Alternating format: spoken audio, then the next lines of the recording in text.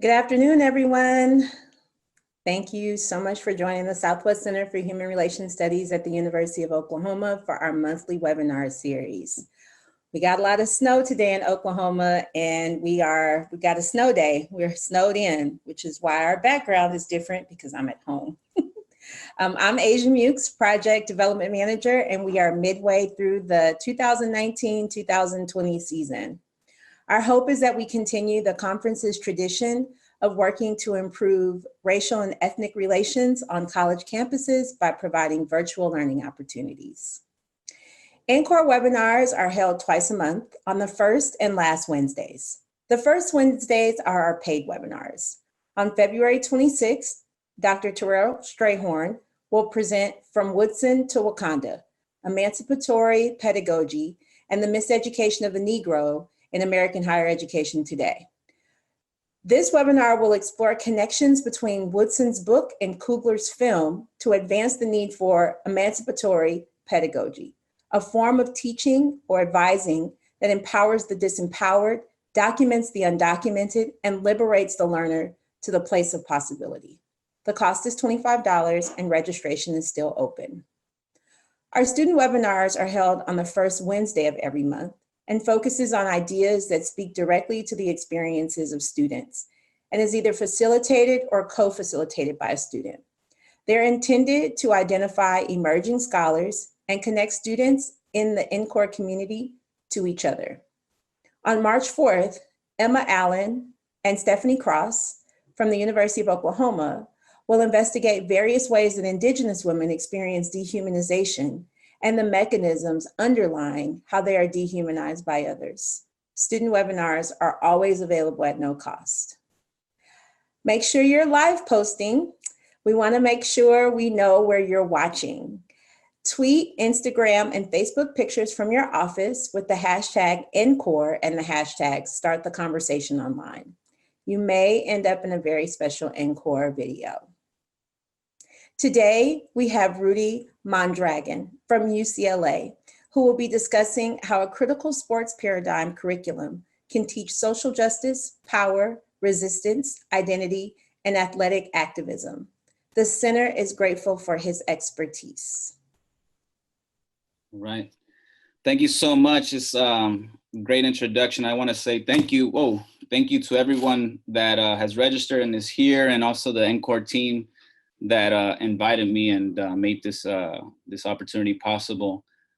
Today's presentation, this webinar is titled, There's a Drama to It, Innovative Way of Teaching About Resistance, Power, and Social Justice Through Sports. And this is a combination of grounding us in a history of sporting resistance and power and dissent and what we mean by those things, and very intentional pickings in terms of what I selected to ground us with us today. Around those things. So with that, I just want to go ahead and get started and say what's up to everybody out there. Let's get it going. So first and foremost, I want to start with NCORE's inclusion statement, fostering inclusion at NCORE, and it's the expectation of the Southwest Center for Human Relations Studies and participants at NCORE to enjoy and welcoming and inclusive environments free of all forms of discrimination, harassment, and retaliation. NCORE is committed to fostering an atmosphere that encourages expression and exchange of ideas. In pursuit of that ideal, NCORE is committed to the promotion of equality of opportunity and treatment for all NCORE participants at NCORE-sponsored events, regardless of gender, gender identity, or expression, race, color, national and ethnic origin, religion or religious beliefs, age, marital status, sexual orientation, immigration status, disabilities, veteran status, or body size. I just want to shout out to I was thinking about it earlier, and it's been a decade since the first NCORE I attended back in 2010 in Maryland, in the DC area, and for me it was just a very transformative, powerful experience made up of a beautiful community that's there to challenge and support and bring folks into the conversation and journey together. So I encourage folks to hit up New York if you're able to this year. And then I want to move into land acknowledgement. And before I go into the land acknowledgement, sometimes I'm uneasy with land acknowledgements because I feel like sometimes they're done in the spirit of neoliberal multiculturalism, and sometimes are done just for the sake of crossing off diversity boxes. And so to really do a land acknowledgement, I want us to be present and really think about where we are at and where we're sitting and where we're standing, where we're eating, where we're talking, where we're teaching and learning, right? The lands that we're on have histories. And so I want us to be present in that and really to critically think and mindfully think about what land acknowledgements mean. And for me, being here in Los Angeles in California, you know, we would like to acknowledge the Gabrielino and Tongva peoples as the traditional land caretakers of Tovangar, which is the Los Angeles Basin and Southern Channel Islands area of Los Angeles today. And we acknowledge the painful and violent history of genocide, forced relocation, and forced assimilation. And we take this moment to thank and respect the heterogeneity of indigenous peoples still connected to this land on which we gather here today, right? So the starting lineup, since we're gonna be talking about sports politics, resistance, and power and social justice, I want us to start off with the starting lineup, obviously, which is a sports reference.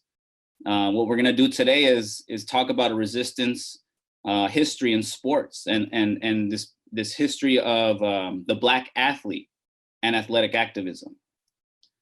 We're also gonna talk about research, my research particularly on boxing ring entrances. And so my work looks at athletic activism and protest and moments of dissent and how athletes will use their platforms to communicate their identities, their politics, their cultures, in relation to the broader, larger social, political, historical context that fighters and athletes find themselves in.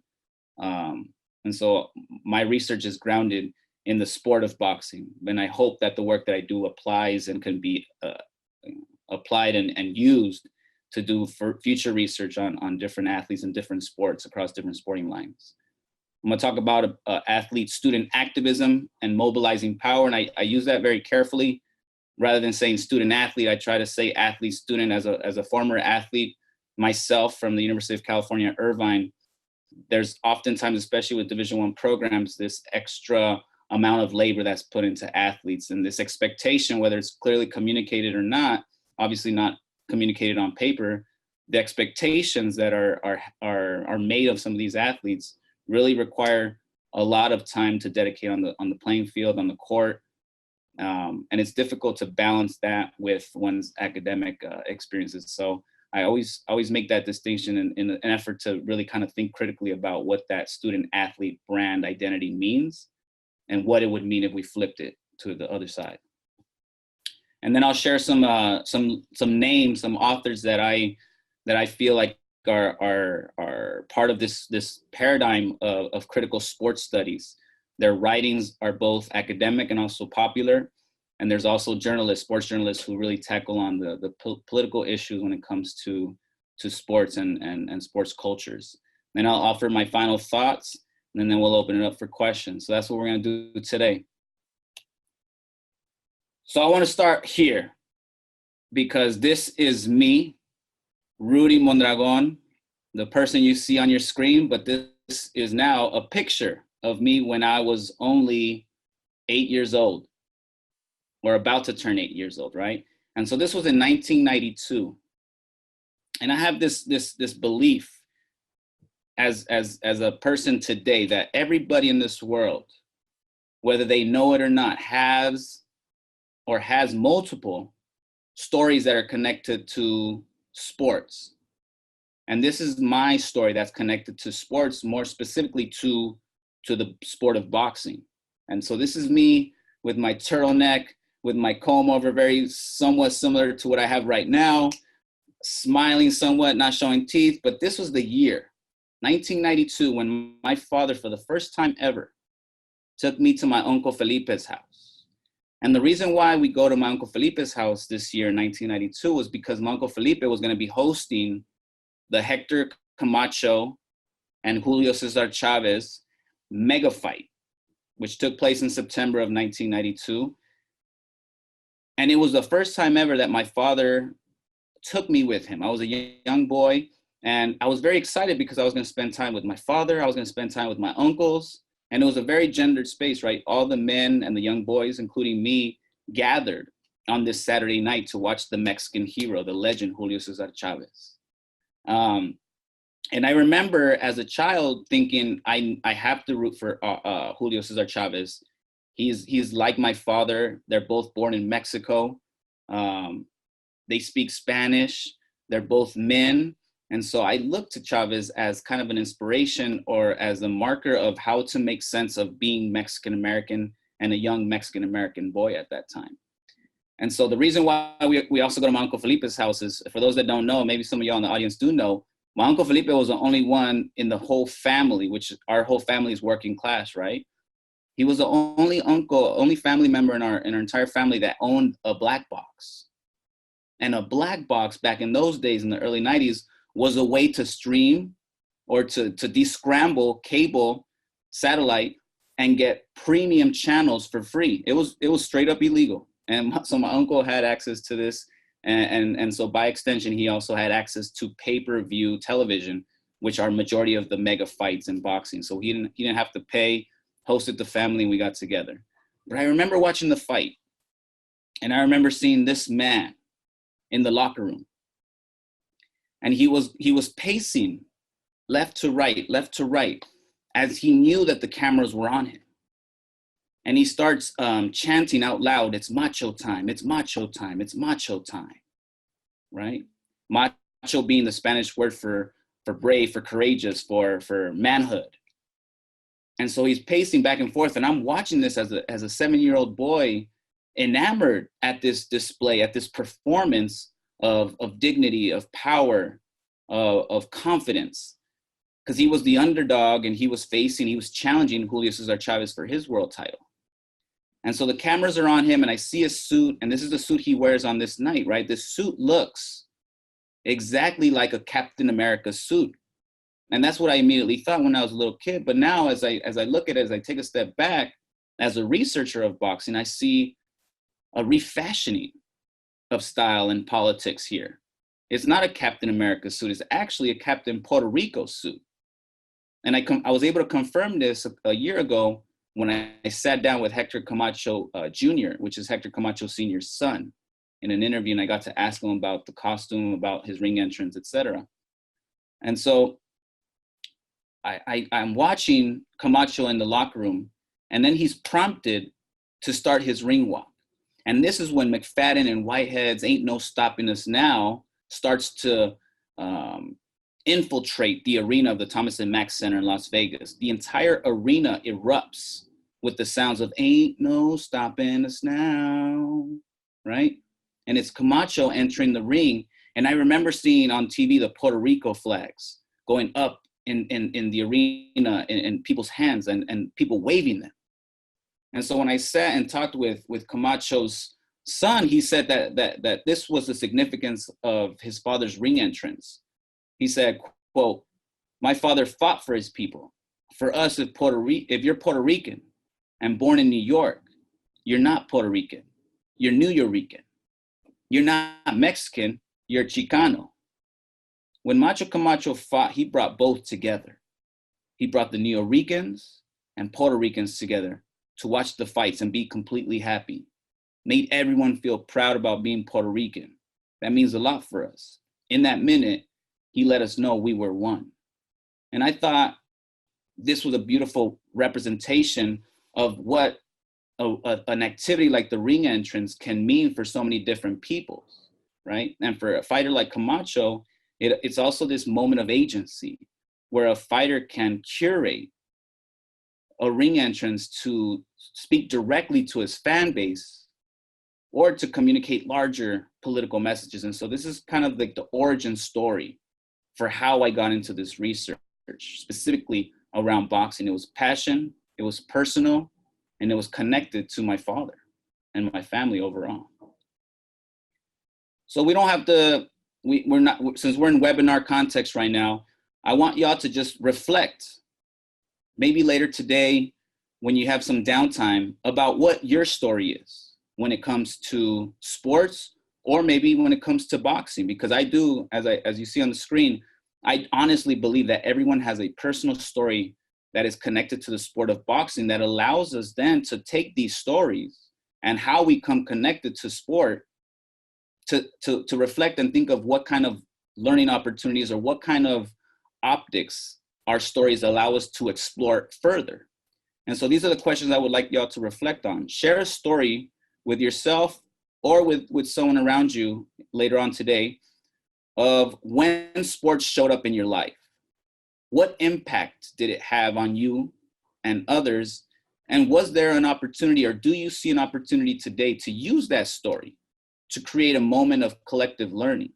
For me, watching Camacho and Chavez, we see boxing in this binary opposition, oftentimes framed good versus evil, Mexican versus Puerto Rican. There's all these different binaries that take place when you create a spectacle that is boxing. And so for me, looking back on that experience, my story is about boxing and gender, making sense of my masculinity, making sense of being a young Mexican-American boy. It's about ethnicity, it's about race. And it's also about nationalism, the ways in which boxing promotes nationalistic sentiment regarding the nation that you feel most connected to or the state you feel most connected to, and rooting for someone within this imagined community that because our nationalism brings us together, we'll root for a Mexican fighter like Chavez, or we'll root for a Puerto Rican fighter like Camacho. So I want y'all to reflect on this later today when you get a chance. Now, Dave Zirin is one of the scholars that I look up to, and I read a lot of his work through The Nation and also his podcast Edge of Sports. And a couple years ago, he published an interview with Democracy Now!, and he talks about the difference in sports when it comes to what we think about and when we say the word politics. What does that really mean in sports? And so when he breaks this down, he says, quote, there's acceptable politics, and then there's unacceptable politics. Resistance politics in sports, specifically resistance politics, have never made the folks that run the sports world comfortable, right? Because it challenges a variety of different power structures and ideological structures that reinforce normative thinking, that requires buy-in from the masses to engage in normative thinking or dominant ideologies and structures. And so when we think about sports and the question of should sports and politics mix, or how conservative journalists have said, you know, for these NBA players like LeBron James, they should just shut up and dribble. These are oftentimes statements that are made that center around this question that sports and politics should never mix. But the reality is, if we look at this first image here on the slide, is that politics at sporting events, in this case, a mega sporting event, are always mixing. As we deconstruct this image right here, we see the US flag stretched out across the football field. We see the masses of folks in the audience here for a game. And then we see two Air Force jets flying overhead.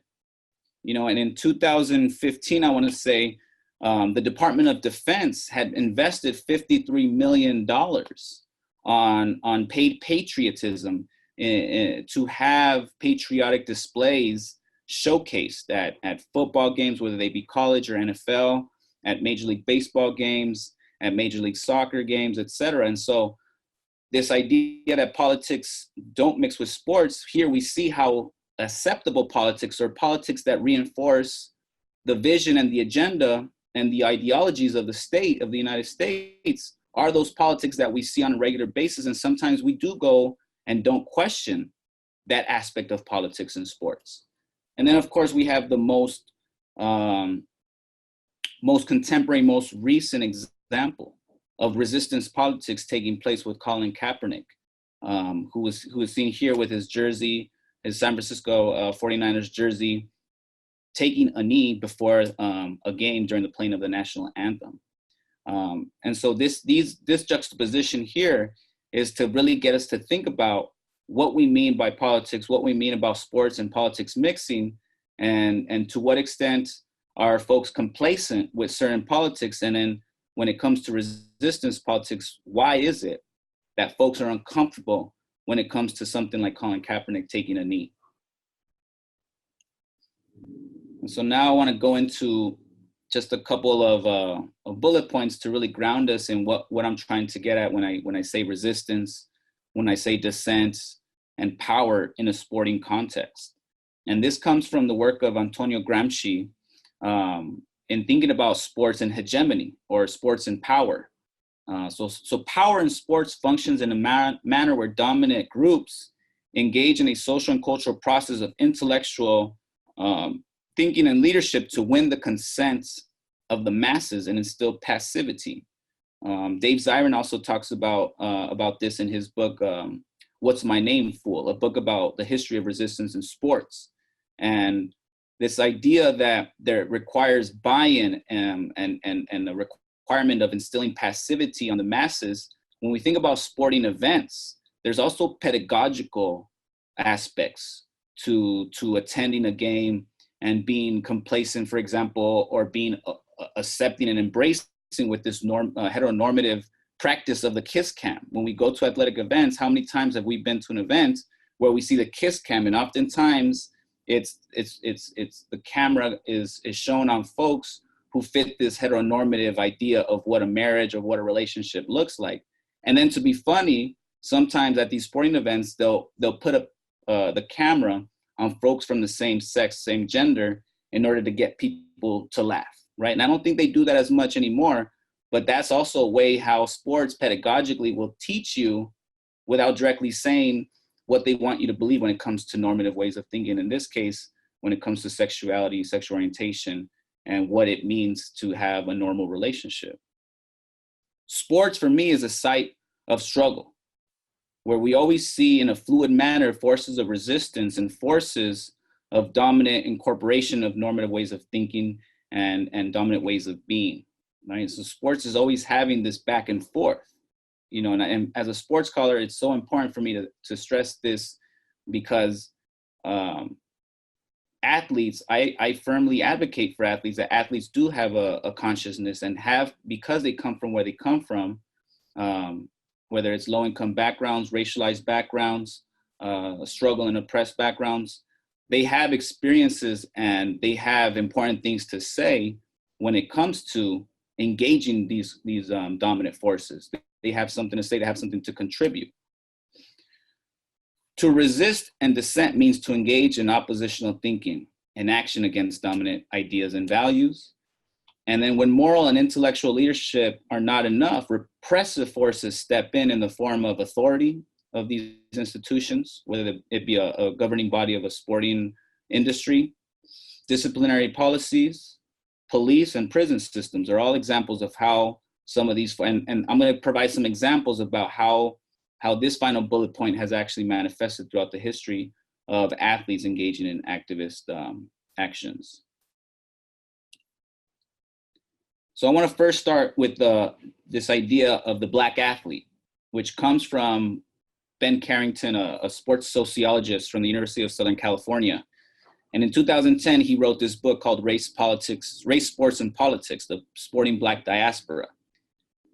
And he says that the Black athlete was created on December 26, 1908 in a boxing ring in Sydney, Australia. This powerful, phantasmatic figure, the Black athlete, had been a long while in the making. It was the product and perhaps the logical and endpoint of European colonial racism. It's constituted parts forged from a combination of pre-existing centuries-old racial folklore, religious fables, and the scientific tales of 19th century racial science. The recently institutionalized, putatively meritocratic arena of egalitarian male competitive sports, the emergence of a nascent global communications network, and the development of cinema as spectacle provided the social mechanisms for its conception. There's a lot going on there, right? And so I would also add here, when it comes to class, like a lot of these fighters, when I think about the fighters that I've interviewed, there's one in particular, and his name is Abner Mares. Abner Mares is from Mexico, born in Mexico, and he fights out here in Los Angeles. And a year and a half or 2 years ago, I got to sit down with him briefly. And I remember he answered a question that I had. The question was about why he boxes. Why do you engage in boxing? Not from a judgmental standpoint, but I wanted to understand. And Abner Mares brought out something that for me has always been kind of common sense, but I think for some folks, it's actually maybe new news. So I'll share what Abner Mares said to me. Abner Mares said, you know, I saw boxing as an opportunity to get me and my family out of the hood, out of our class struggle. And so he wasn't a big fan of boxing. He didn't actually really like boxing. It was something that his family got him into. But when he saw an opportunity that boxing provided a mechanism or a vehicle out of poverty potentially, he jumped on that opportunity. And so I think when it comes to sports and sports being exploitative, we got to also think about where athletes are coming from in the sense of their socioeconomic realities. And so Abner Mares really brings to light the reality of how a lot of athletes tend to come from also socioeconomically marginalized backgrounds.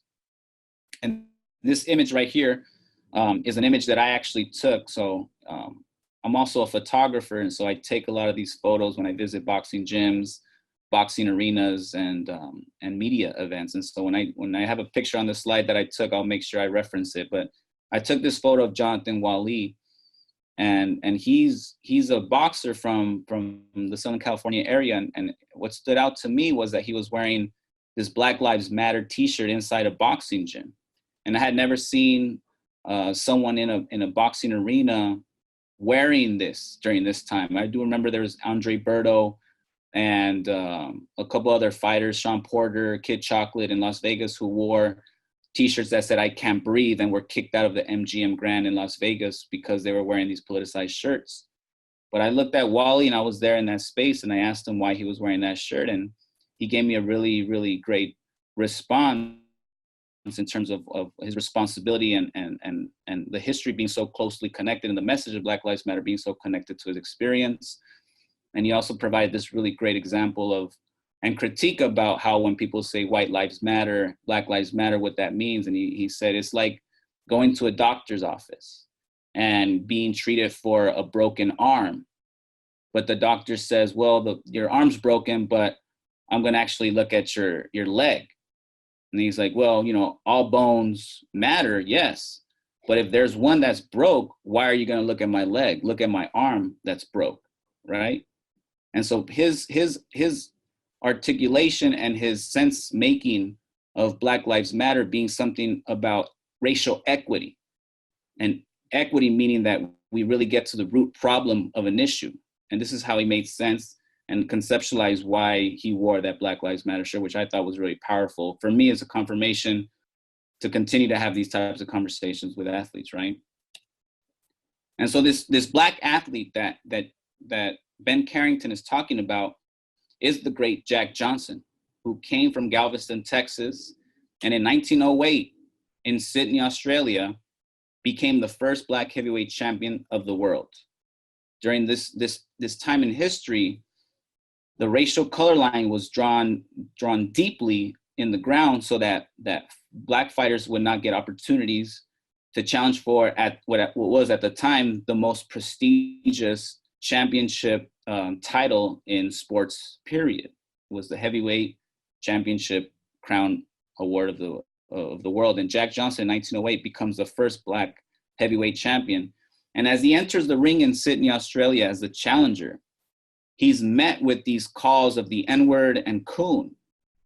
And as Johnson is engaged in his ring entrance, he's looking to his left and looking to his right, and he's laughing and bowing and blowing kisses at those who yelled the loudest to him. And when he went into the ring and smiled as he waited for his opponent, Tommie Burns, to enter the ring. Teresa Runsteller wrote an amazing text about the history of Jack Johnson. And she says, quote, "Thanks to the stylized personas of Jack Johnson and other Black Americans, masculine ideals of audacious bravado, physical strength, heterosexuality, and conspicuous over-the-top consumption have become integral parts of the aesthetic of Black assertion and resistance, often to the detriment of Black women and queer communities. While he was certainly flawed, Johnson was also an incredible man of the world who defied white supremacy in its various manifestations." And so Runsteller does a really good job in complicating and looking at the multiple layers and levels that Jack Johnson's life represents. On the one hand, he's this symbol of resistance without overtly communicating his politics, but his actions and the social political context of the time renders a lot of the things that he did, driving race cars, engaging in conspicuous consumption, frequenting white spaces, white vice spaces, right? In that social context, he's rendered as a person who is fighting against white supremacy. And so all the fights that he had where he beat white boxers represent a symbolic resistance to the Jim Crow racism that was taking place during this historical period. His victories were also significant in the sense of how they instilled pride and empowerment. And so when Jack Johnson would score victories in his fights, there are stories of race riots breaking out throughout the United States because there was this fear that Jack Johnson was empowering people, Black folks in America, to possibly revolt or to possibly stage situations where they would fight back against their bosses or the people who were employing them, et cetera. And so Jack Johnson becomes this symbol to fight, to feel less fear in that moment that they lived. And so people wouldn't communicate the results of Jack Johnson's fights for fear of revolt and for fear of race riots erupting in smaller towns. And so sometimes there were states that also banned the fight films. And so if there was a fight of Jack Johnson that was recorded to then show in a movie theater, there were certain states in the United States that would actually ban the showing of these films. And a lot of that had to do with this fear that Jack Johnson and Blackness was going to be a threat to whiteness. And so for those that don't know, there's this term called the Great White Hope. And the Great White Hope was developed by Jack London from I want to say San Francisco, Oakland. And as a journalist who's also a socialist, but when it comes to race, as a journalist, he wrote about Jack Johnson as a threat and encouraged for a great white hope to emerge in order to reclaim the heavyweight championship title back for white folks. And Jack Johnson was his target. And so there's that history too. And so Jack Johnson is this figure when we think about the Black athlete and the revolt of the Black athlete, which is a book that Harry Edwards wrote. We can go back to the days of Jack Johnson and use that as this kind of foundation for us when we think about athletic activism and representations of dissent and resistance that date back to the early 1900s. And now I have a collage here of slides that represent different moments of athletic activism. And these stories come from an article that was not written by Dave Zirin, but it was an interview that Dave Zirin had with Professor Amira Rose Davis from Penn State University. And she does a really great job in contextualizing a history of athletic activism, specifically by Black women. And so as we look at this slide, we look at the first image, which is in blue, and that's of Eroshana Robinson, also known as Rose Robinson, and she was an activist and a track star who was chosen to represent the United States in this track meet against Russia.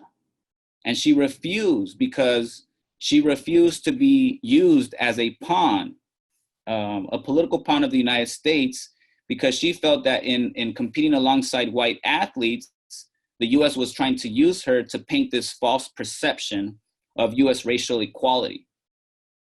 In 1959, she also engages in a national anthem protest. And before 1959, there is no record of any other acts of protest, specifically like this one, which is protesting the national anthem. And so when we think about Kaepernick's protest, when it comes to not standing for the national anthem, we have to go back to this moment where Robinson refuses to stand and uses the national anthem and refuses to stand as a form of protest.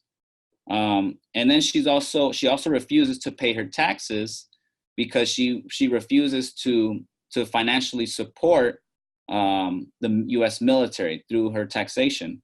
And so she's actually sentenced to a year in prison. And I believe that she was tried for not paying about $400 in taxes. And so she is arrested, tried, and taken to prison. And in prison, she engages in a 3-month fast and is force-fed through a tube because she refuses to eat while she's engaged in this hunger strike. And so when we think about activism and like really, like even thinking about refusal, what does refusal mean as a form of dissent, as a form of resisting power? You know, we have to look at Robinson for that.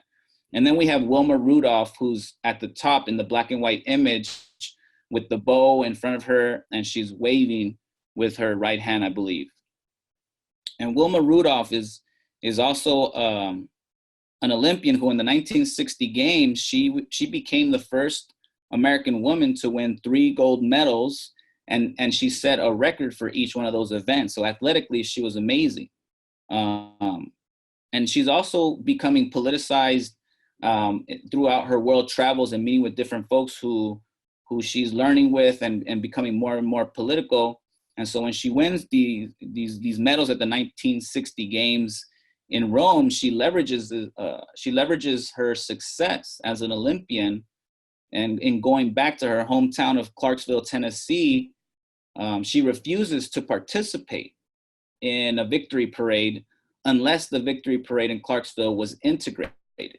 And so by leveraging her success and taking a stand on this issue, the parade, the image you see on this screen right here, is of Wilma, the aftermath of her protest and getting thousands of people in this integrated space to attend the parade. And then at the banquet, which was also integrated, we had close to 1,000 people attend her victory banquet.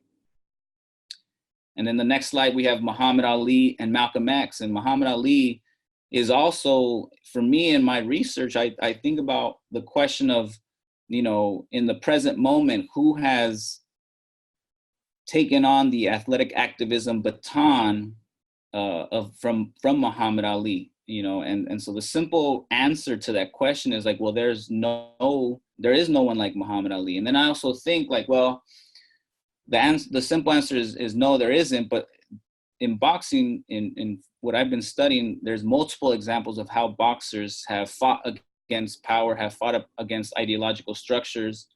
And it kind of also goes to this idea of like, when we say who's better, LeBron James or Michael Jordan, this debate where we always go back to Michael Jordan to compare players to. And now I think we're in this moment where it's like, they're all in their distinct eras, they're all in their distinct styles of play, different historical moments when they played. And so when we think about Ali and his contributions to athletic activism, we give Ali his due rights and his recognition. And we also think about what are the new ways in which people are taking from that rich history of athletic activism that Muhammad Ali provided us with, and how are people building on that and doing athletic activism in new ways. And that's what my research really tries to get at the subtle, at the overt, at the in your face, at the under the radar type moments and actions of resistance, right?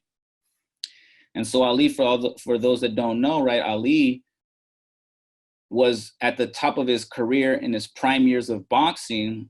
And when he's recruited to be drafted into the Vietnam War, he takes a stand and says he won't go to the Vietnam War because of the racial inequities and injustices that were taking place in America, and him feeling that fight was not his fight. This was a U.S. imperial fight that he didn't want to support. And so in the late 60s, he gets his boxing license stripped from him. And this again is during the peak years of his boxing career, which is when you think about boxing as labor, this is the time where he can maximize the abilities, the physical abilities he has to score fights, to engage in fights. And so his livelihood is taken away from him for 3 years. From 67 to 1970, he doesn't box. And he's also stripped of his heavyweight championship crown. And it's a complex history when we think about also the Cleveland Summit, you know, which is it's an iconic photo of different Black athletes coming together in support of Muhammad Ali. And this meeting was led by Jim Brown. And when you look at this piece of history and you see all these Black athletes supporting Muhammad Ali, there's also the backstories that when you do a little bit more research, you see how complicated and layered this is. When Ali was stripped of his title and of his license, the Cleveland Summit was a way for Black athletes to convince Muhammad Ali to take this backdoor deal that was created by the Johnson administration and the lawyer that was working for the same television rights company that would air Muhammad Ali fights if he came back to fight. And so this Cleveland Summit was this meeting where the athletes that were at the table were trying to convince Ali to take this deal. And the deal was for him to go to war, not to fight, but to engage in boxing matches, exhibition boxing matches, very similar to what Joe Louis did during World War II. And in doing these exhibitions, Muhammad Ali's draft dodge charges would be waived and dropped. And in this Cleveland Summit meeting, Muhammad Ali stood his ground, articulated his position, how his value system, how his religion, and how his commitment to his convictions would not be moved just for the simple ability to make some money. And so he stands his ground in this meeting. And on the one hand, the meeting is about trying to make money, but on the other hand, it's also important to share that the folks that were at that table with Muhammad Ali at the end supported Ali's decision, despite them failing at convincing Muhammad Ali to go to Vietnam and to do these boxing match exhibitions. And so it's a very complicated history, and Ali is so important. I think I share that story because Ali is so important when we think about what it means to stay true to your convictions. And then we have Tommie Smith from the 1968 Olympics. This is during the time when the Olympic Project for Human Rights organized before the Olympics to create a list of demands that included the reinstating of Muhammad Ali's boxing license and his title. It also demanded that they hire more Black assistant coaches for the U.S. Olympic teams. And it asked for the disinviting of South Africa and Rhodesia, right? Because these were places where apartheid and racial segregation was still taking place. And they also asked to get Avery Brundage fired. And Avery Brundage was a known white supremacist who was the head of the Olympic Committee. But the Olympic Project for Human Rights called for a boycott of the Olympics, but Black athletes went to the Olympics. And this was one of the first demonstrations at the Olympics where Tommie and John both raised their fists, and everything about this image represents something different. The Black gloves represent Black power, and it's an arch where you see those two gloves come together, and that symbolizes Black unity. The socks, the taking off the shoes, that symbolize poverty. And so everything that Tommie and John did is symbolic, and it represents something very specific. When you really deconstruct the image and the action, you truly see what was going on and how informed they were in terms of what they were fighting for. And then the final image there is of Wyoming Attias, who at the same Olympics, instead of wearing the traditional white with the red and blue trim shorts that all US Olympic track runners and track athletes were supposed to wear, if you notice in that picture, she's actually wearing Black shorts. And Attias' story is really important because when you think about intersectional politics, she's really a great example of how that's taking place in the sporting context. She wins this relay race with her team a day or two after Tommie and John had stepped onto the podium to protest, and media asked Attias what she felt and what she thought about Tommie and John's display of resistance. And she said that she supported her comrades and that she dedicated her gold medal to them as an act of being in solidarity with them and the protest. And for me, when I first learned about this story, I was really surprised that I hadn't heard of it, that I didn't know about the history of this athlete. And so recently an ESPN, I believe, article was written about her, and they asked her why she felt that this story really hadn't made or had gotten the same amount of attention as Tommie and John Carlos's protest. And she says, quote, "Because I was a woman. Who cared? At the time that I was competing, there were two main obstacles to my becoming an athlete, being Black and being female. Black women and Black girls in general got no encouragement from the community, let alone the wider society." And so I think she's really important when we think about that aspect of solidarity, of athletic activism, and intersectional politics taking place in this conversation. This is Mahmoud Abdul Rauf, and it goes in connection to Sister Robinson, to Rauf, and to Colin Kaepernick, in the sense of this history of how athletes have protested the national anthem. And for this athlete right here, this took place in 1996, and this was a big year in the NBA. This is the year of the most, one of the most stacked NBA draft classes: Allen Iverson, Ray Allen, Kobe Bryant. And Rauf was this star player who played for the Denver Nuggets, who decided to not show up on the court during the national anthem. He would stay in the locker room and then come out after the national anthem. And so his reasoning for not standing for the national anthem and being out there was because it was representative of tyranny. And so when the league got involved and fans got involved and started to critique his actions, he started getting some pressures, and he also got fined. And eventually it became difficult for him to stay on with the Denver Nuggets, and then he bounced from team to team. And to this day, it's one of those examples of how a sporting league will come down on an athlete to discipline them when they're engaged in resistance politics. And so it was really hard for him to find employment after he took this political stand. This is an image of players from the Indiana Fever. And this manifestation of protest comes the same year that Colin Kaepernick started taking a knee. And so I'm very intentional about sharing these stories in this order, because the stories of these women in the WNBA often are also kind of overshadowed by our conversations about Colin Kaepernick and his protests, right? But before Colin Kaepernick, we had these collective demonstrations where entire teams in the WNBA during playoffs were actually coming together and in solidarity to protest police brutality.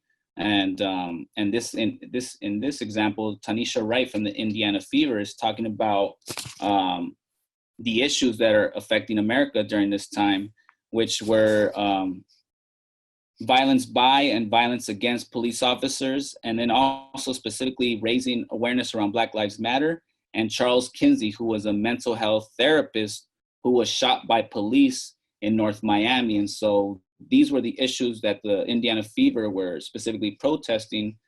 And when they went to the press conference, they made it clear to the media that they would not be answering any questions related to the sport, related to the game, but any other question around social political issues, they would be willing to engage. And I thought that was very powerful, because rather than just sitting there and taking the questions of the media, they redirected and kind of orchestrated what the media press conference would look like, right?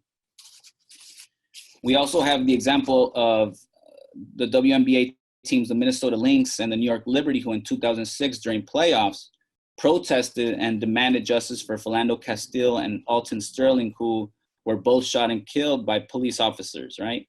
The Lynx wore black warm-up shirts that read, quote, "Change starts with us, justice and accountability." And on the backside were the names of Philando Castile and Alton Sterling, who were both killed and shot by police officers. Castile died just a short drive from where the Lynx play, and so it was very close to home for that team. And prior to the game, the team captains of the team spoke to the media and said that this, quote, "If we take this time to see this as a human issue and speak out together, we can greatly decrease fear and create change. Tonight, we'll be wearing shirts to honor and mourn the losses of precious American citizens and to plead for changes in all of us. And so these examples in the WNBA, for me, what they teach us is the ways in which collective power is and organizing is manifesting within the sporting context, to use these platforms to speak out on these issues that are affecting not just the teams, but also that are happening so close to the arenas that they play in, that are really taking place within the communities that these athletes live in. And so I remember it was in reading The Revolt of the Black Athlete, Harry Edwards talks about the idea that, you know, athletes don't necessarily organize movements or create movements or start movements, right? These are movements that are already connected to Los Angeles, to Watts, to New York, to Chicago, and other major cities in the United States. And they athletes have historically joined in movements. And the power for athletes is that they have a stage, that they have a platform. And so these movements that they get connected to, they're connected to a larger, broader political society. There's the power in amplifying movements that have already been created. And so there's real power in that. And when we think about the potential role that athletes, professional and amateur, play in being able to use those platforms, can happen in various levels and various degrees. And so my work goes back to this idea of sporting entitlements, which I'm creating in conversation with my advisor, Dr. Gay Teresa Johnson, who has her own concept, which is called spatial entitlements. And sporting entitlements, which I'll define in a minute, encompass all these previous examples that I've shared during this webinar. It's moments where athletes feel entitled to take up space and to protest and to use their platforms in ways where they can communicate their own personal stories, their identities, and politics, right?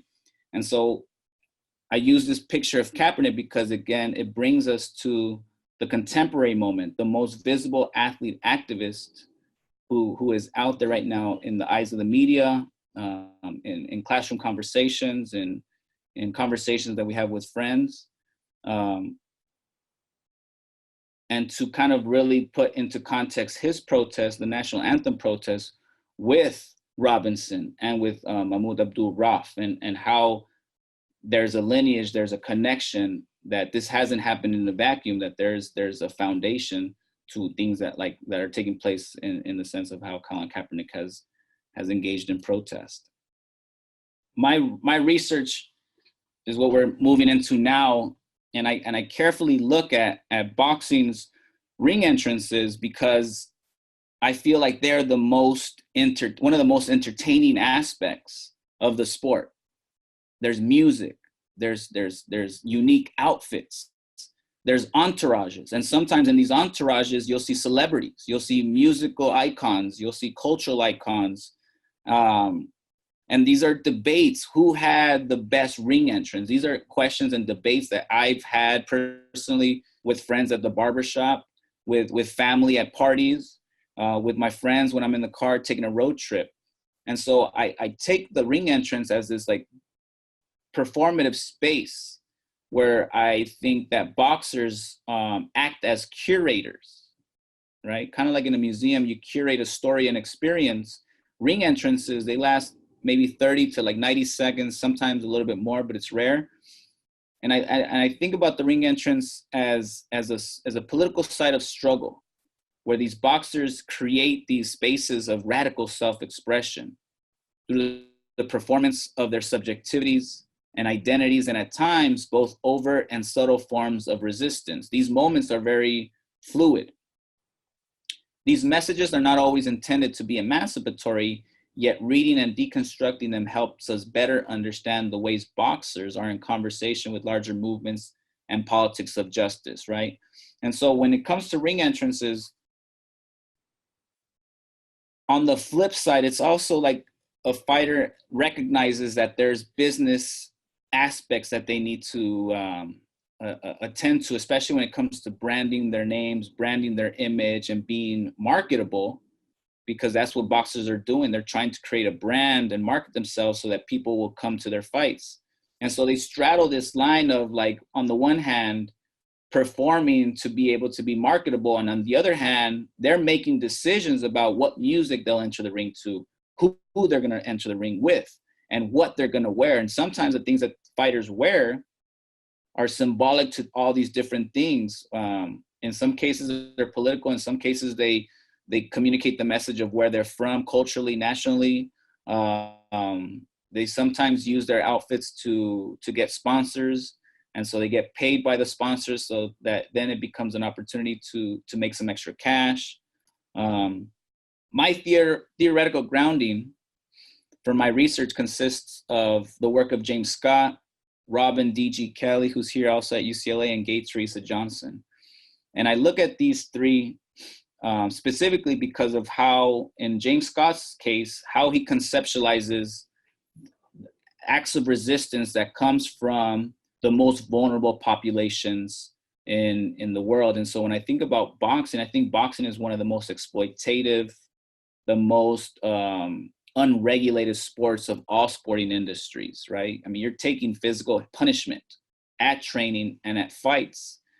And because boxers are not, there is no minimum salary, there is no pension plan or retirement plan, there is no universal health care to protect the fighters. Boxing industry has no structure in place that cares for the fighter, for the person. And so I see them as vulnerable pawns in this larger boxing industry, sporting industry. And so when they act in resistance or in dissent, oftentimes these have to be very subtle, creative, so that they don't make too much noise, that it puts them in risk of maybe not securing a future payday, because most of these fighters are on a fight-to-fight basis. They're not contracted to fight like 3 fights in a year. They're not contracted to fight. Very few get those types of contracts, right? And so there's vulnerability in that. And then looking at Robin Kelly's work, he takes this idea of resistance and vulnerable populations, Black working class, and manifestations of dissent in and he looks at, so what Robin Kelly says is that we can find resistance in all these different forms of expressive culture, rap music and poetry, in dance halls. So what do these spaces look like? And for me, it's the ring entrance, right? But what do these spaces look like, for example, when it comes to the Black working class going into a jazz club, and for that moment, getting away from the back-breaking, low-paying jobs that they were subjected to, and then reconfiguring their bodies for pleasure, for their pleasure. And in that moment, in a jazz club, being free to express oneself in that moment, in that ephemeral moment. And for me, boxing ring entrances have that same ephemerality, where they're short-term and we're able to see multiple things happening, but it takes, for me as a researcher, constant observation of what's going on in the ring entrance to really unpack all the different messages that are packed in there. And then spatial entitlements, Dr. Gay Teresa Johnson's concept is this idea of how marginalized communities have created new collectivities, new affinities, new congregations based not just upon eviction and exclusion from physical places, but also on new and imaginative uses of technology, creativity, and space. And so the ring entrance for me has these different components where you use technology, where you use your imagination to reimagine a new way of being. And a lot of this has to do with those 3 forms of expressive culture that my research looks at for ring entrances. These are my approaches to boxing. Boxers are used as pawns in an unregulated and exploitative sporting industry, which I mentioned already. My big argument for my research is that boxers deploy multiple forms of expressive culture during their ring entrances to perform their politics and resistance. And I call these performances sporting entitlements, right? So sporting entitlements is this fluid and often subtle way in which professional boxers perform multiple identities and forms of resistance to dominant ideas and structures of power through the deployment of expressive culture. And so this photo is of Kaylee Reese, who I'm going to talk about in a little bit. But when I say boxing is exploitative, you know, I talked to Max Kellerman from ESPN, and that was the one word he used to describe boxing: exploitation. And so Kaylee Reese, the person that's on this screen right here, told me a story one time. I did a 6-hour oral history with Kaylee a couple months ago. And she tells me that when she fought for the World Boxing Council Championship title, which is a major title in her weight class, she was asked to perform for only $5,000, which is terribly low. When it comes to the gender wage pay gap in boxing, it's a huge injustice and discrepancy. But Kaylee takes the offer, $5,000, goes to New Zealand, challenges an opponent for the WBC championship belt, wins the fight, wins the belt, and to this day has not seen a penny that she was promised, right? And so these things happen in boxing that show this idea of exploitation in boxing. When we think about boxing, I talked to Jason Jones of the Athletic NBA. He's a writer for the Athletic for basketball. And he talks about this, the ring entrance giving you a chance to make a statement before you even enter the ring. And you make the statement with your clothing. You know, and when we talked, he says that most sports won't give you that freedom, right? LeBron James can't change his jersey and put a jersey to protest anything. Although NBA players have used the walk up to the arena to make political fashion statements, as well as during warm-ups wearing t-shirts that communicate messages like "I can't breathe" or "Black Lives Matter," et cetera, right? But boxing really gives you that unique sense that you can use a different boxing trunk for every single match. You don't have to use the same one. So you have a little bit of creative agency there. When we think about fashion and making political statements of dissent, we also have to consider how fashion in a ring entrance and in a fight can also be used and weaponized as a way to communicate a dominant message, right? So we have Rod Salka here, who a couple of years ago entered the ring to with these trunks that read "America First." And if you look closely at the bottom of the belt line, you'll see bricks, which symbolize the border wall that Donald Trump has been saying that he's going to build between Mexico and the United States. And so when we think about US nationalism, white supremacy, anti-immigrant politics, this ring entrance displays all these messages. This is how expressive culture is used to deploy all these different political messages and narratives. And so this is the only time where I'll look at boxing and say the results, the victories, and the losers matter. Because his opponent, who's a Mexican national, Francisco El Bandito Vargas, steps into the ring, is completely disrespected with the boxing attire that Rod Salka wears, and then Francisco knocks out his opponent towards the middle end of the fight. And so this result matters because then you go onto Twitter and you see how people are making sense of this binary, this idea of like a pro-Donald Trump fighter and a Mexican national that can represent what Donald Trump has said about Mexicans, which they're bad hombres, bad men, they're rapists, they're drug dealers, they're criminals, they're no good for this country, right? And so that's within the imagination of fans, this kind of scenario is playing out. And this scenario is attached to very real politics and very real imaginaries. And on the flip side of an anti-immigrant political ring entrance, we see Jose Ramirez, who's actually been called by his promoter as this era's Muhammad Ali. And Jose Ramirez has a pro-immigrants and proud politic, which he uses when he enters into the boxing ring. And when we think about fashion and the power that fashion has when it comes to resistance politics, I look to Catherine Ramirez, who wrote this book called The Woman in the Zoot Suit. And Catherine Ramirez says that by style, she refers to this signifying practice. In this case, it's the display of the zoot suit and the subculture that comes with clothing, with hair, with cosmetics, the aesthetic.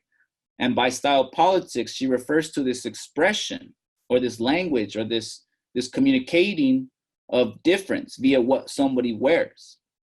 And how in these political times, an outfit like the zoot suit, or in the case of Jose Ramirez, wearing a shirt that says pro-immigrant and proud, speaks directly in opposition to the anti-immigrant politics that this current administration continually acts on in negative and harmful ways. I'm just gonna leave this here, but this is what Jose Ramirez shared with me in terms of what his pro-immigrant and proud message means. And this photo I took of his fight last year in September, where he entered the ring with live music by Chuy Jr., which Chuy wrote a corrido, or a song, a Spanish song that tells the story of Jose Ramirez. And his team, in addition to Jose, are all wearing either hats or shirts that communicate this pro-immigrant and proud politic. He's entering the ring, in other words, during the Donald Trump era. Next, we look at music as a framing device. And so when we think about music and how I use music in ring entrances, for me, the sound, the music, the songs that boxers choose to enter also have narratives and messages, and they communicate certain things. And so I look to Shauna Redmond's work on anthems and the sounds of social movements, as she says that a sound franchise is this organized melodic challenge that's, utilized by African communities to announce their collectivity and to what political ends they would be mobilized. And so here, pictured in the center of this slide, is Marisela Cornejo, who enters the ring to the sounds of Jenny Rivera, who was a Mexican singer who passed away a couple years ago. And she has this song called Ovarios, or ovaries in English. And in the song it says, los ovarios que me cargo y grandotes, meaning that she has big ovaries, right? And so it's kind of this flip, a very gendered flip, when you oftentimes hear about how men describe their courage through how big their cajones are, or how big their part is, right? So here you see this is a gendered intervention that takes place with this song. And for Marisela Cornejo, there's an intentionality in using this song versus other songs that she could have easily selected. And for her, she says that it's this representation of a strong woman. It's a strong female song. In other words, it's a song that centers and mobilizes people towards women's issues, to gender issues. And she says, let me move this so I can read this quote for y'all.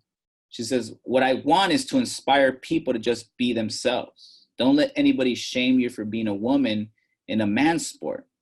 That's what I want to inspire women and any girl that comes up.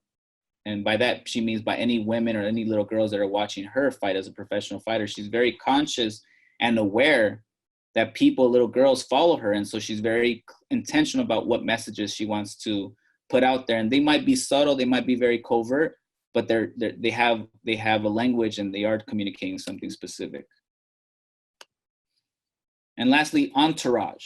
I look at entourage and I go back to the days of Sugar Ray Robinson, who's pictured here in the center. And he is regarded as the innovator of the modern Boxing Day entourage. And entourage is basically another word or idea for community. For boxers, is you make a decision about who you want in your corner, who you want accompanying you to fights, and who you want around you. And so I look at this idea of entourage, and so how can boxers use their entourages in ways that can communicate different political stories and interventions? And so this is Kaylee Reese, who I interviewed, like I mentioned, a couple months ago, and I did a 6-hour oral history with her. And she's a Wampanoag and Cherokee descent, and also Cape Verdean on her father's side. And so she is this multiracial Black indigenous woman from the Rhode Island area. So she fights out there in the New England area, and she's very important. The reason why I wanted to interview her was to really showcase her story as being the first woman to be on an HBO televised fight card. In HBO's 45 years of covering fights, there had never been a fight between two women. And so Kaylee is one of the fighters who makes history. She fought against a fighter named Cecilia Breckus. And so this is the reason why I want to interview her in the sense of this important historical events. And so when it comes to her ring entrance and the entourage, she told me that she always puts a call out for, depending on what region in the world she's fighting in, she tries to put a call out to natives from those communities, to indigenous folks from those communities, and asks them to enter the ring with her. And so she transforms the ring entrance into a grand entry, and to her lived experiences of having gone to powwows as a young child and also engaging in fancy dance. And so for her, the ring entrance is her way of bringing the people, because the music that she uses, which is sometimes Northern Cree music, she says is the drum of that music is a heartbeat of the people, and the heartbeat and the drums are the singing and the ceremony that is used to set her out to war, before battle, before boxing. And so there's this big celebration, she says, is a grand entry.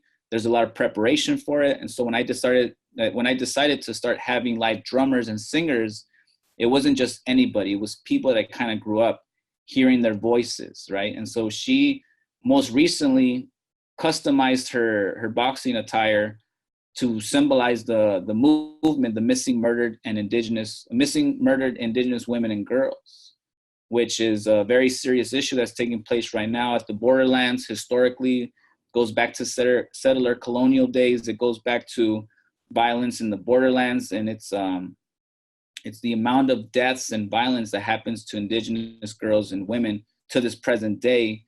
And in her ring entrances, she centers that movement, and she enters the ring with other natives in order to raise awareness about this very serious issue that she's very informed about, and speaks at different events to raise further awareness about what's going on with this movement and the violence directed specifically towards young Native women and girls. And so at this point, I think I have a section on reimagining student activism, but I think we might just leave that for Q&A so that we can talk about what I mean by reimagining athlete-student activism on college campuses, and the role that folks can play in bridging the worlds between student affair professionals and athletes with politicized student organizations on campus, and CBO community-based organizations with athletes and with student organizations, et cetera. So I think I'll leave it there, and then we can start the conversation and addressing some of the questions that folks might have. Hello, welcome. Oh, there you are again. Okay, so if anybody has any questions, I'm going to ask you to use the Q&A box. If you have any questions, you can use the Q&A box. So Rudy, why don't you tell folks sort of where you are in your program? So you are a doctoral student. Yes, I'm a doctoral student, and I'm currently what they call all but dissertation, ABD, and so that means that I'm collecting, finishing up interviews, analyzing my interview data, and starting to write my dissertation now. And so my approach to my research is interdisciplinary, multi-method. And so I use participant observations when I visit fieldwork sites like boxing gyms and boxing arenas, media events, weigh-ins, and then I sit down with the fighters and do about 1 to 1.5 hour interviews with the fighters. I've interviewed fighters like Fernando Vargas, Jose Ramirez, who I talked about here in this presentation. I've talked with Kaylee Reeves. And then I also talked to the folks who create their boxing attire. And so the folks that create their trunks, their robes, any gear. So I've talked with Angel Alejandro, who's actually maybe 2 or 3 shops away from Dapper Dan's shop in Harlem, because Angel Alejandro is actually the person who made Kaylee Reese's outfits with the Missing, Murdered, and Indigenous Women's Movement hashtag. And then I've also interviewed musicians who have written songs or have performed the live music for the boxers that enter the ring in their big fights. And so for me, interviews are central because I really want to do justice to the experiences and to the and centering the stories of these fighters who I firmly believe do have something to say when it comes to their experiences with marginalization, with exploitation. And so I feel like these fighters have a lot to say. And so when I interview them, I try to, when I can, at the best possible way, to really allow them and give them a space to tell their stories. And so that's why I do in-depth interviews, but they're also oral histories. And these oral histories, I love having them exist because it gives us a historical track record of what folks are thinking and saying in relation to this topic of resistance and dissent in sporting contexts. So we have a few questions. Okay. So Whittier College asks, as student affairs professionals, how can we best provide support for student athletes on campus who practice student activism? I think that's a wonderful question. And yeah. That's a perfect question, because that was the next thing I wanted to talk about in this presentation. And I think there's one thing I would say is, from my experience as a former student affairs professional, when I worked at Gonzaga University, because I have this lived experience as an athlete, I have a bit of an understanding of the experiences of student athletes, students. And so I think one piece that worked for me was community and building with people. And so what I mean by that is trying to show up and be present at sporting events, and making connection with some of the coaches and identifying which coaches or which student affairs professionals in the sports world of your college campus is willing to meet in the middle and find ways to collaborate and find ways to collectively work to support students. And one thing that I did was, I had this program at Gonzaga University called the Diversity Monologues. And my big goal in the 2 years that I was there implementing that program that I created was to get athletes to buy into this program and submit spoken word poetry or their stories to be contestants for this campus-wide event. And so Julie Shaw, a good friend of mine to this day, was the assistant coach for the women's basketball team at Gonzaga. And so she welcomed me into the world to share with the women's basketball team what the program was about and how they could get involved. And so it was me showing up. It was me trying to create and foster opportunities for athletes to be connected to the broader campus community, because sometimes athletics could be very isolated. So I think that's one of it, fostering relationships with folks on the students in the athletic side, and then persistence, being there constantly and showing up for their athletic events as well. And then Rudy, you had mentioned while we were, when we had met before, around judgment. Mm-hmm. and the non-judgmental, or the need to be non-judgmental when approaching student athletes. Absolutely, yeah.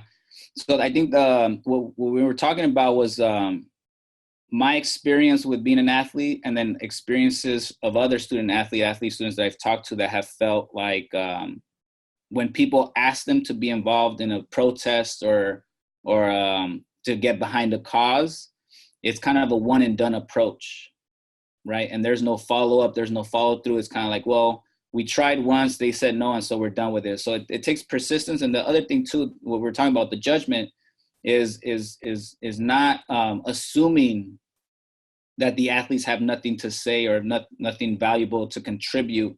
And it takes a unique or a very tailored approach to make a request of a student athlete that is free of judgment, that also kind of takes a step back to listen and learn from their experience to see what is realistically possible, and how folks can kind of come together to collectively build. Because after all, that's really the spirit of of trying to get folks to buy into social issues or activist issues that are taking place on a campus is really a back and forth, a two-way street of being able to learn of what they're willing to also kind of share and do.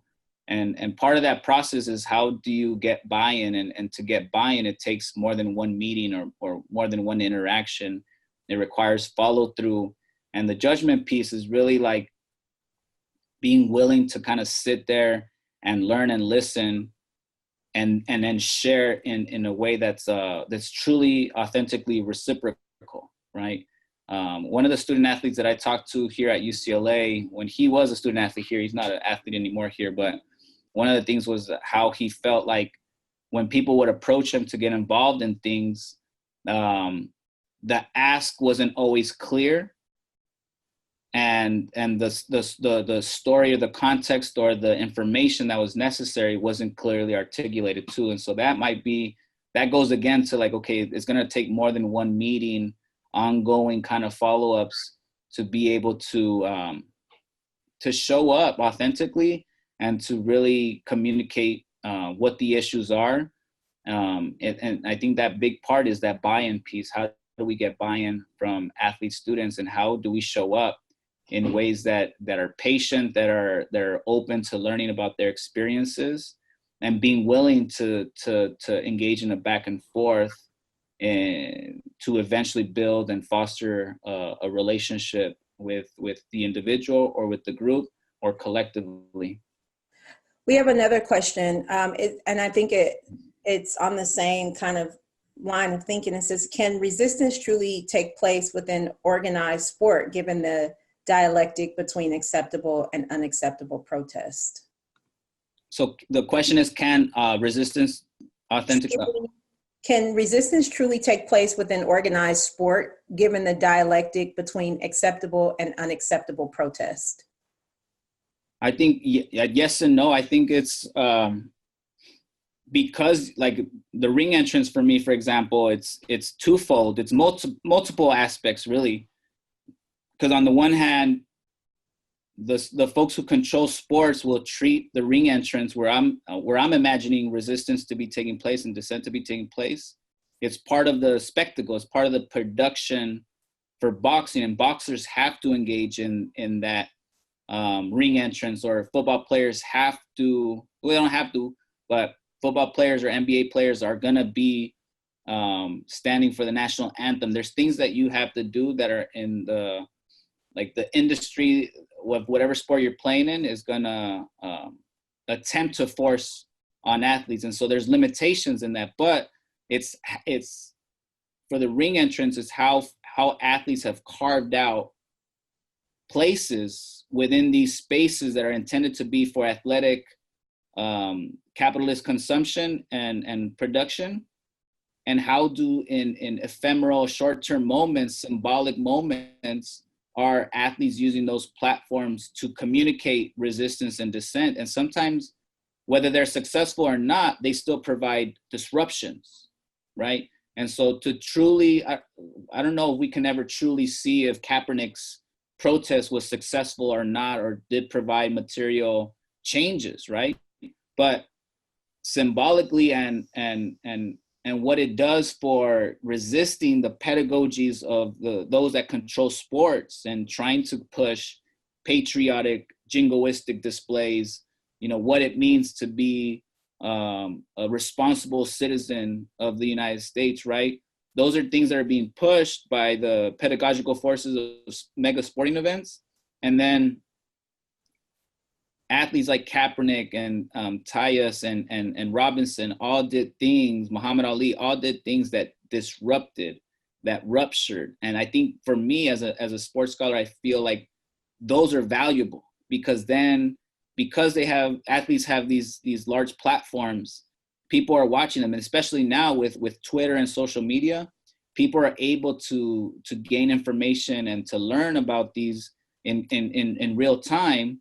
And that is valuable because then the disruption spreads and people make sense of these disruptions and moments of resistance and then interpret them, and then in their own lives can apply them in unique ways. And you see that when you saw even marching bands in high school athletics taking a knee, like the movement really spreads. And so I don't think that you're working when you engage in resistance and resistance politics within the context of a sporting industry, there's always going to be limitations, and it requires a strategic approach and weighing and calculating the risks that are involved for an athlete, because anytime you engage in resistance politics in a sports context, there's going to be a response and there's going to be repercussions. And those are, I think, things that athletes weigh when they do engage. But yeah, it's like a yes and no. It's valuable, it's powerful, and then there's limitations, especially when you're within the space of a corporate sports entity that has its own agenda that's very counter to an athlete that's trying to resist. So we have 4 minutes left, and I'm wondering, in 2 minutes, would you be able, let me ask Karina's question, which is, at the beginning of the webinar, you talked about athlete-student versus student-athlete paradigm. Can you elaborate on that? Let's do 2 minutes. Yeah, absolutely. I mean, especially with what's going on right now, I mean, the history of amateur sports, athletes not being paid for, college athletes not being paid for their labor, because it is, when you think about it, what the athletes are doing on a college campus is labor, it's exploitation.